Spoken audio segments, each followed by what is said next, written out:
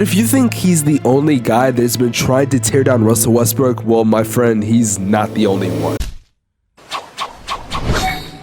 So as we all know, recently Russell Westbrook was traded from the Lakers to the Utah Jazz, and a lot of people are talking about it. And I'm not gonna lie, it's kind of disgusting how people are talking about Russell Westbrook. Whether it's the media constantly trying to tear this man down or casual saying stuff that they know is not true, it seems like everyone is trying to talk about Russell Westbrook in a negative way, and I'm here to disprove a lot of the things being said. Now, I want to start with how everything ended in LA and kind of what happened during his time with the Lakers. For a majority of Russ's time in LA, it seemed like he was a scapegoat, and I didn't like that whatsoever. A lot of people will look at Russell Westbrook's time in LA and say that he regressed as a player. Now, has he gotten older? Yes. And has he somewhat regressed as a player? Well, yeah. But he didn't regress as bad as you might think. See, the whole propaganda that was being spread is that Russell Westbrook went to LA and he became a terrible player and he was never the same. But if you look at the stats, the only thing that really changed was his touches, which obviously is going to represent his points per game. But mind you, Russell Westbrook was the third option on that team. That's why he was brought on. He was not supposed to be better than LeBron or AD. It is very rare that the third option on a team is going to be averaging a lot of points per game, especially when they're not as efficient as other players. Everyone said, oh, Russell Westbrook can't shoot. He's a terrible three-point shooter. Well, yeah, because Westbrook has shot about 30% from three his entire career. This is nothing new. He was on par. Oh, well, his field goal percentages, they definitely went down. Again, for his career, he shoots about 44%, and in LA, he shot about 44%. Oh, the turnovers, man. Russell Westbrook kept turning over the ball so much. Well, actually, no. Westbrook, for his career, averages 4 turnovers per game, but in LA, he was averaging about 3.5. Again, the only thing that changed was his points per game, but that's because he not only became the third option, he's a lot older, but he's not getting as much touches. In fact, looking at his stats from LA, his touches definitely went down as time went on, especially this season because he went from a starter to now a 6-man. At the end of the day, what Russell Westbrook did was give you literally what he always does. He gave you literally his averages, and that's all he needed to do. No one, because let's face it, you can't blame LeBron for this. It's not his fault. Sure, he might have constructed the whole thing and traded the future of the team for a guy that wasn't even there for 2 full years, but he's their leading scorer. Plus, it's LeBron James. It's not his fault. And we can't blame Anthony Davis. He might be the best player in some situations, but this man is built like a fucking piece of paper. So who are we gonna blame? Oh, maybe the coach? Well, he got fired, so who else are we gonna blame now? Russell Westbrook. From the moment he joined that team, he became the scapegoat. And this isn't just NBA Twitter, which at times can be kind of casual like. No, there were people in the media that actually started to blame Russ, and I'm never gonna forgive Dave McMahon for saying this quote. And as one source told me, you remove a vampire from the locker room. That meaning a vampire sucks the blood out of the locker room.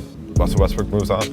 A vampire out of the locker room. All right, listen up, Dave. This quote did not have to get out. The fact of the matter is you did it for clout chasing. Even when you said that, you could sense how fucked up it was what you were saying because you knew it's not true. A vampire? Are you fucking kidding me? The guy who literally said he wants to have fun on the court is a vampire. Give me a break. The same guy who was the one player on the Lakers that was very much consistent when it came to actually playing games is a vampire. I mean, clearly Russ must have been some type of cancer because the Lakers were 1-5 without Russ. And some people might say this is completely irrelevant and that Westbrook does not make them a better team. And you know what? That's fair to say. I'm not even going to push that agenda. But here's what I am going to say. This proves nothing about Russell Westbrook. All this proves is that the Lakers were never supposed to be a good team. But because it's the Lakers, we got to hype them up and we got to make Austin Reeves the next Alex Caruso. We got to do all these things to prop these players up. When actual basketball fans knew this was not going to work and that it was not fully Westbrook's fault. And if you think Dave McMahon, which by the way, the only reason why people even know this guy is because he's allegedly dating Malika Andrews, but if you think he's the only guy that has been trying to tear down Russell Westbrook, well, my friend, he's not the only one. I now want to transition into what's next for Russell Westbrook and an idea that I have that could possibly save his career. So as many of you know, Russell Westbrook is possibly going to get bought out. We're not sure if it's official. I think he's going to wait till after the All-Star break. But if I was a betting man, which I'm not because I'm 18 and you have to be 21 in Arizona to bet. But if I was a betting man, I would tell you that Westbrook is going to get bought out and he's going to join a new team, primarily a contender. Now, there are 3 teams that I have seen that are definitely the most interested, but there's another team I've heard they have some interest and I want to talk about them. Now, let me get this out the way. The first 3 teams I was referring to were the Clippers, the Miami Heat, and the Chicago Bulls, with the Chicago Bulls being the front runner to get Russell Westbrook. But to be honest, I don't think that's a good move. Yes, Billy Donovan used to coach Russell Westbrook, but Billy Donovan is a player's coach, and the last time he coached Russ was in OKC when he was a superstar. And I don't know if they're going to use Westbrook as a starter, if he's going to be a role player. I'm not entirely sure, but if he's a starter, I don't think it goes well. I just don't think it makes any sense for Russ to join that team. Clippers and Heat, I'm not going to lie, I don't hate it. I mean, Paul George does want Russell Westbrook to join, and I think the Heat have some potential. Kyle Lowry is currently injured right now, and Russ could step in that position until Lowry does come back, but who knows, maybe he'll overtake him because Lowry's having a shitty year. But there's this 4th team that I really think they could use Westbrook and Westbrook could use this team, and that team would be the Phoenix Suns. Now, I know a lot of you are going to say, oh, he's a Suns fan just talking bullshit and he thinks they're going to get literally anyone now because KD's there. Not exactly. See, I've looked through this and I think this is the best destination for Russell Westbrook, and let me explain why. First of all, no matter where Russ goes, he's not going to get the craziest bag. I think the most money he can make is like $4 million.